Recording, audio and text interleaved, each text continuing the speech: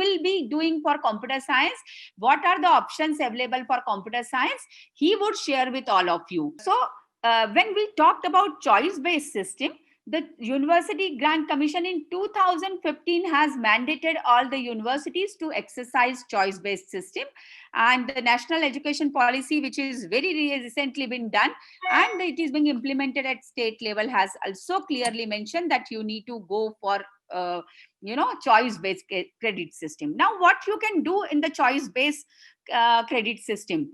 So it is basically learner autonomy. You can always say, oh, I wanted to take up the subject of law, and we should allow you. Subject to condition, as I said, everywhere checks and balances would be there, but it is your right. You can demand that I wanted to learn IPR, I wanted to learn criminal psychology, I wanted to go for entrepreneurship, I wanted to take up some subjects of IoT and embedded system from School of Communication, Electronics and Communication. You may take up that I wanted to have more subjects of languages rather than my own domain. So electives, I won't do from computer science. Electives, I wanted to go for the languages. So it gives them, it makes education more broad-based rather than, your domain-based. It gives you mobility. You can take up your electives, or you can go for electives from other schools as well, or you can take up, like computer science students of cloud computing can take up the electives from data science domain and so on, or AI domain and so on. Now this helps the self-paced learning with more flexibility. We can allow you to register those who are fast learner, those whose pointer is above say 8. We can allow them to register 30 credits this semester. So you can register for extra credits rather than the whole class can register for 25 credits, and those who are having good pointer can register for maximum credits. So it gives you facility. If you are a fast learner, you can complete your degree in 6 semesters, and then 1 year you can be in the industry full-fledged. Right now, what is happening? The students do join placement. They join companies for as a pre-placement or during internship. They have to study 7 semester subjects as well, and they have to appear for those exams. No need. You can complete your all credits except internship or major project or capstone project. Everything would be done till 6 sem, and then enjoy your internship and placement.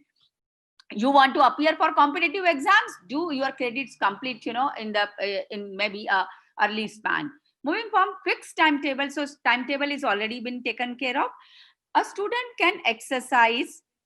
Suppose your pointer is less. You may say, oh, I wanted to register less number of subjects. I will complete my, I will try to enhance my pointer by taking less subjects.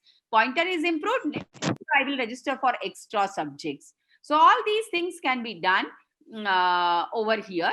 So the slow, normal, accelerated plan, all can be by you. Which subject, where is your choice, all that will be by you and based on your interest purely. So right now, engineering students of second year, so from computer science, say we can allow you to register 30 credits from third term. Initial 2 semesters we have kept fixed, so that you first take up and those subjects, you excel in those subjects, you clear those subjects, because those are foundation subjects. And immediately after 12th, if students have registered, so till third sem we will keep everything fixed. From third sem you can do all these experiments. So 41 credits are going to be the fixed at the first year, or 42 credits, whatever will be as per your scheme. Minimum credits, I would say 20 credits you need to register in every semester, and maximum you can go up to 30. So now minimum credits 15 to 20 we have kept, so that students should not drop, all the subjects, and then there would be an issue that they will not able to complete their degree in 4 years. You can choose right now electives from other school. Please exercise this. You can do additional learning. It means you don't have to have some subjects can be learned additional learning. You don't have to go for, say, you don't want those credits to be taken up, but then you have registered for 3 courses in the industry, and that we can give you a certification for that. The undergrad students having higher CGPA can permit one course of PG. You are a student of undergraduate, but third year and final year student can do one course of PG just for the knowledge, and then that can be considered as a part of your 160 credits or maybe more than 180 credits, whatever, which is applicable. Grade improvement we have already started, but I don't know how many of you do know. Those who have CGPA less than 6, it means less than 60%, they can register 2 grade subjects extra other than your regular subjects, and in exam you can reappear for the subjects which are wherein you are good and you feel that less grade is obtained. You can get more grade, better grade, and then you can improve your pointer. That is the opportunity when you are part of system. You don't have to do your engineering complete and then thereafter you are coming back and asking for, oh, my grade is not good, so or my pointer is not good and I'm not getting job, so let me register for some subjects and improve my grade, which is a typical case in the state university. We are giving you opportunity during your degree time. You can, fast achiever can complete all rather than complete degree, I would say complete credits in minimum 3.5 years. So if you are a fast learner, so we can allow you to have your credits complete by 3.5 or maybe 3 years. And then the 4th year is going to be only internship or capstone. And even you can finish off your capstone in 7th semester and you can be there. The degree will be awarded in 4 years. Last 6 months, you can appear for competitive exams, GRE, TOEFL, and then IES and many others. In any case, the maximum duration of your program will not extend. It is going to be as per UGC N+2. So your engineering program, it is 4 years. So it is going to be 4 + 2 is 6 years. Master's program 2 + 2 is again 4 years. If it is BCA program, 3 + 2 is going to be 5 years. Next is, so now so far you are aware about 2 things. One, you are registering for the subject registration at the beginning of the program, dear students. Now you have to do, and then it was presumed all the subjects wherein you have registered, you are supposed to appear for the exams as well. But no, now under CBCS, your student registration, I mean the subjects which you are taking up for study would be different, and then exam registration is going to be different. Because in registration, suppose you have taken up 24 credits, exam registration, you may say, oh, I have not prepared for one subject, I'm not detained, I'm good, but let me appear for only 20 credits this time and then rest I will do later. Okay, so this is going to be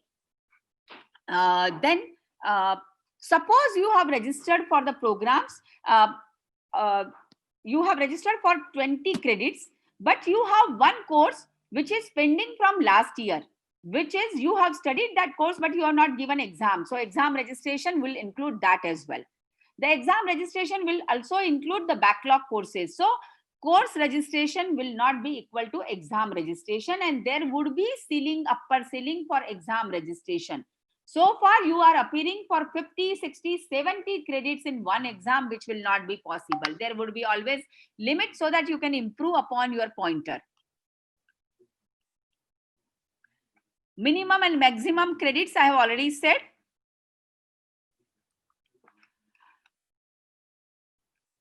Certification, I have talked about. Now, this is the eligibility condition. I don't know how many of you are aware about. This is very important slide. Please see here.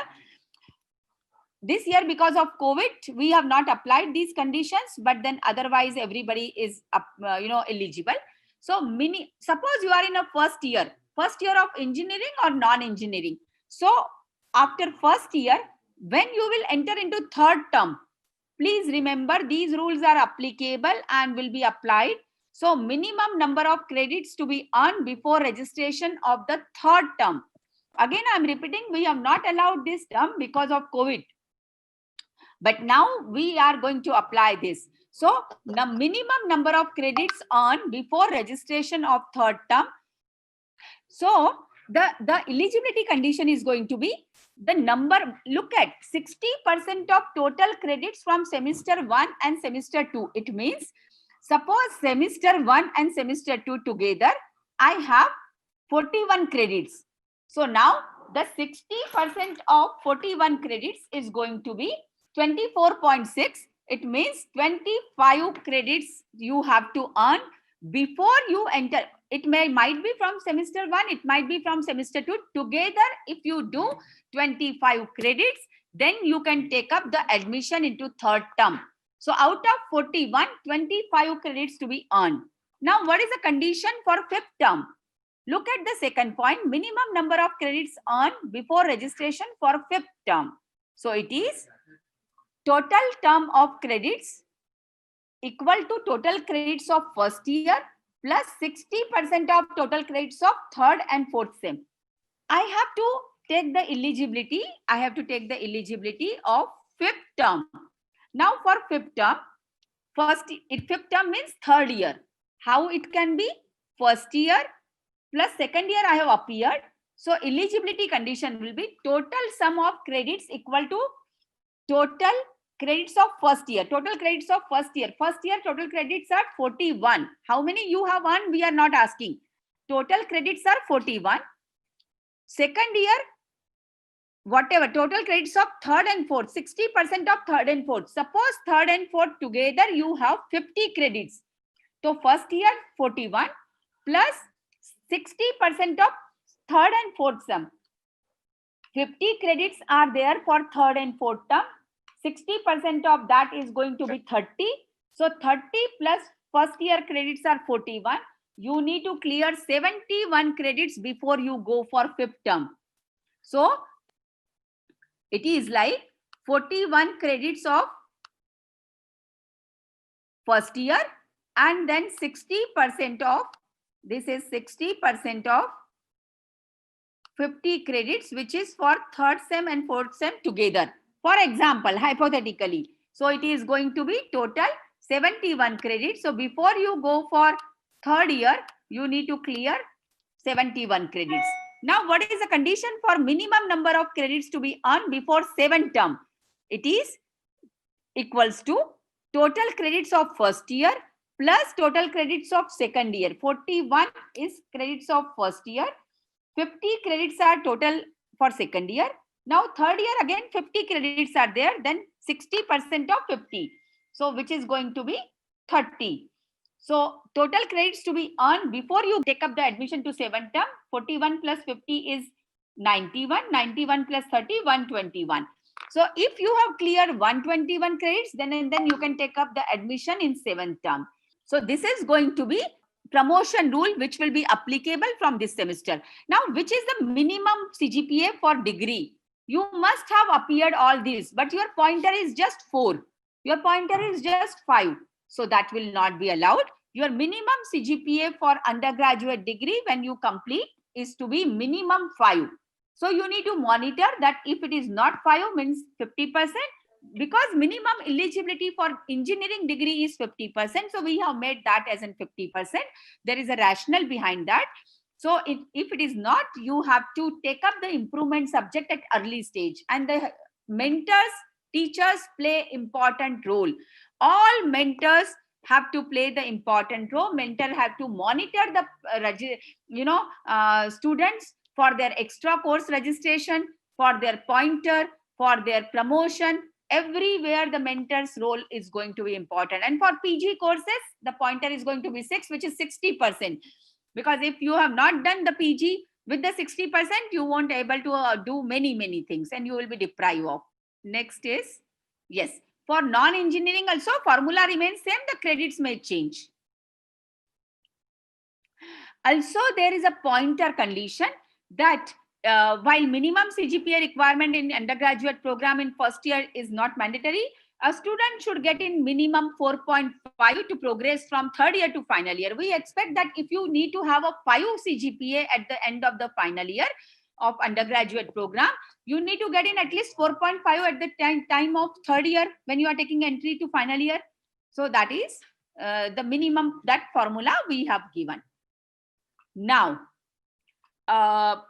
how would be your result and grade point calculation? So the formula, I think everyone knows that what is the formula. CGPA is going to be based on the number of courses for which you have done exam registration. So if exam registration is done for 5, your exam registration, the SGPA will be calculated based on those 5 subjects. Suppose you have registered 7 subjects and you are appearing for exam 5 subjects, your SGPA will be calculated only on 5 subjects. However, the CGPA will be the overall pointer. Now, what you can do for this semester, for which we have taken meeting, options which we have made open from winter 2020. Students above pointer 8 can choose one PG course. You can approach your dean and program chair and they are going to show you the students above pointer 8, if they wish to learn, they can learn one subject from PG. Students can choose the elective from other school and other program. You can change your elective right now. With the help of your program chair, a sheet can be prepared in the Excel or Google sheet can be opened up by the dean and the school. Once that is done, studied, approved by the deans, that sheet can be given to us. We can do those registration right now for those students. So which elective to be removed and which elective to be taken up. So we can do that for you. In your basket, you can check the subjects from all the schools within next 2 or 3 days. And that is the opportunity wherein you can register for extra elective, the electives from the other basket, which will open up. You may take up entrepreneurship, you may take up agricultural engineering or science, you may take up forensic science if you have interest. If you can take some subject from law, you can take up some subjects from liberal education, and that is going to be a beautiful system. The students of 4th term can register for major and minor. I would say that is 18 credits extra before your final year you need to do. In case you have done only 16, you will not be given major as in, in the degree. So along with degree, one certificate we shall issue. That will be the student has done major, he is a student of BTech in computer science and he has done major into AI. He has done major into cloud computing. He has done major into maybe IoT or maybe an embedded system. The student can do minor as well. Minor means the student can take up he is a student of BTech CS like you all are, and they can take up a minor in mechanical engineering. So they have to study 18 credits extra for mechanical. It means their core. That might be manufacturing system, that might be their thermodynamics, that could be their 3D printing, or they may say some courses which are core to them, IC engine, and those you have to do. And then you will be getting BTech in computer science, but minor in mechanical. Why you will do that? Because probably your interest is in mechanical, but since the branch do not have scope, or you love to get in knowledge about the smart vehicles or smart car, and then now these smart cars, they have role, you talk about Tesla's vehicle, it has all role about computer science engineer, programming, it's all about, but then the basic knowledge of mechanical engineering is required. So you do minor in mechanical engineering or smart cars. If it is being offered, then credit transfer scheme. You can have an option for select your industry and spend your 6 months over there, who will do the credit transfer to us. You may say, I'm in a 3rd sem, I'm getting admission through my contacts or through school. In a admission to IIT Delhi, for 6 months, they are allowing me and allow me to do so. We can allow you. You may say, Intel is having some program for 6 months internship, I want to do that. Or 3 months when the semester is ongoing. You may say the Microsoft or the Philips or Motorola is asking, but then the companies have to be approved by dean. So please, and for all these experiments, the dean will be the point of contact and program chair. And if the things do not work in any case after pursuing, and if you feel you are correct, so far there are rules. The school's decision will be final, but if you feel that you have right to do those things and have not worked out, you can always approach VC, but that would be a second step. The grade improvement we have already opened from last semester. Slow learner can register some subjects close to 20 If you feel your pointer is very less, you want to improve, you may not take up all the subjects. So we can allow you to drop one subject from current registration. If you feel your pointer is 3 and 4 and you have registered for 25 credits, we can make it 20 or 19 or 20, whatever. So it's a range. So you can register for one subject extra through these platforms, but exam would be conducted by the university for Coursera and edX platform. But you can take up one subject extra. But who can take up? I said fast learner would be those who have secured pointer above 7. So you may have pointer 3 or 4, so you cannot. So what is CBCS? We have allowed the students who are having potential, those who want to learn from other discipline or your discipline, you can do extra. We have allowed you flexibility. From other school, you can choose your elective or your school. We have allowed you to learn from PG. We have allowed you to do your courses from industry, which is very well known, especially a placement or somebody. If you are a slow learner, we have allowed you to drop one course only. We have allowed you can learn one subject extra from the online platform, but then with permission of the dean, and the exam would be conducted as per the GU pattern, either in Coursera or edX. And then that would be the exam would be all Cat 1, Cat 2, Cat 3. Paper will be conducted and set up by the school based on the syllabus which you have learned. We understand, because those are not proctor based exam. If you are ready to appear in those exams at the school under the supervision, we don't mind. We can allow you for that as well. So these are from my side. Now some important dates. All these permutation combination, what you can do, what you cannot do. So all those changes have to be done. Today is 21st. Your applications must be received at the dean's level till 21st, 22nd and 23rd. And parallelly, we will start registration at the iCloud at our end. So please ensure only 3 days you have. Pass on the students who are absent today. They can do all that till 23rd. Today, tomorrow and day after. And then PC will approve the final registration in consultation with dean and me. So that's it. From my side, if you have some queries, please let me know. In chat box, you can write. NPTEL policy is different. Everybody, those who have registered, those who have not registered, we are going to make them detain. What about minimum attendance? Minimum attendance is not going to change. It is 75%. What about lateral entry students? Lateral entry students, if they are finding difficult, so right now they can concentrate on the subjects which they have done. But I would say you can take up a subject of maths because you have not studied maths. So the lateral entry students can, do all these experiments next semester because they have to concentrate. They have just joined and their classes and their papers are there. So it is not mandatory. You can register for whatever subjects you have. Then all of these perks are available to engineering or non-engineering also. It is applicable to non-engineering. It is across university. These are applicable. Registration fee is nothing. These are the academic changes and there will not be any registration fee. So no registration fee, dear students. That is what I am here. What about the conditions for a course to be recognized as a PG course? So postgraduate level course. So we are already offering postgraduate program. Look at the list and look at the course book which are available on the website.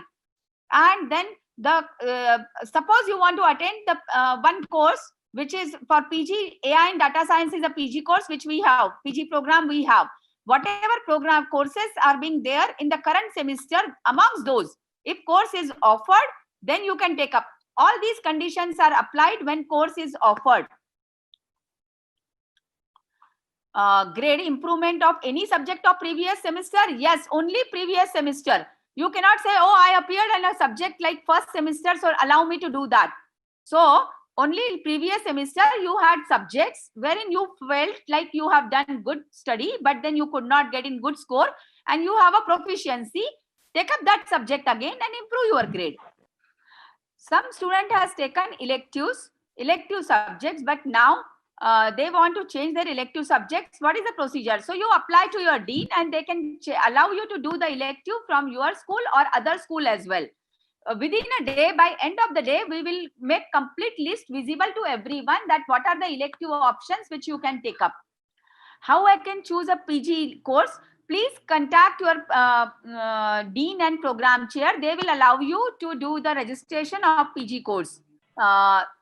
It is applicable for third year students as well. Then, if you are late, Mr. Tarun, I will not explain because you need to be in the time. PG level courses are there. You can approach your dean and dean would help you out. The CAT would be conducted online or offline. That would be based on the COVID conditions.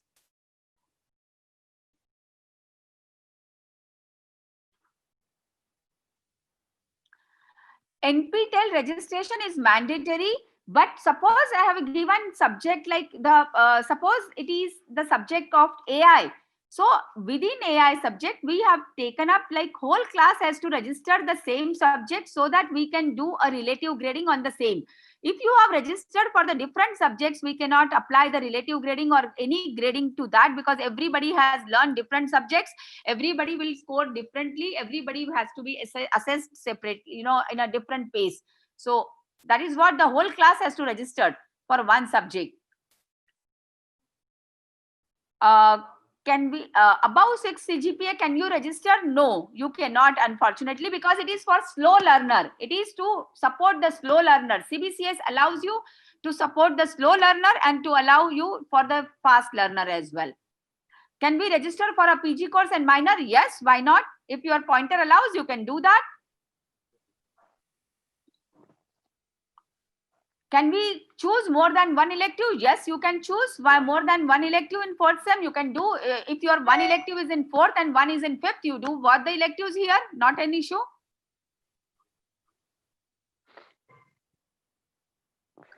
Yes, for minor, 18 credits can be chosen from the non-engineering also, but 18 credits should be from the same school or program. Like you can do a minor in economics, but it cannot be one course in economics, one in political science, one in sociology, one in agricultural, one in medical science. No, you can choose all 18 from one school. See, this doesn't mean that you have a excuse for not following the other orders. It is mandatory to publish the paper for minor and as well as major project. Then students are elected data science as an elective, but now seats are full. So so if it is about the degree, honors degree, I won't allow, but then you can have my major in data science that I guess Dr. Munish would allow you. If you have lateral entry, so how can we have 171 credits marks? No, for lateral entry, your degree will be 160 minus 41 credits of first year. So that is going to be your degree credits. I have just given a hypothesis. So hypothetically, those credits were just given as an, just to explain. Can we take video editing or graphic? Yes, the media school has shared all their courses which can be taken up by everyone. Now, Ayush Mishra, ma'am, university can give registration fee for NPTEL since we are no. I will not discuss on this. Ma'am, but we are logging with the university mail ID in the NPTEL exam. That is fine, but then NPTEL, I will not discuss this point over here right now because NPTEL, the whole world is registering and that is an extra learning which you have. Industry experience, being a 6th sem student, can I complete my theory subjects in this semester so I can go for industry? So yes, but then the maximum, what is your pointer Laksh that will be applied? If your pointer is 5, you cannot complete the extra subjects. If your pointer is above 7, then you can go for that. Can I expect my students to be little sincere and confined to the topic?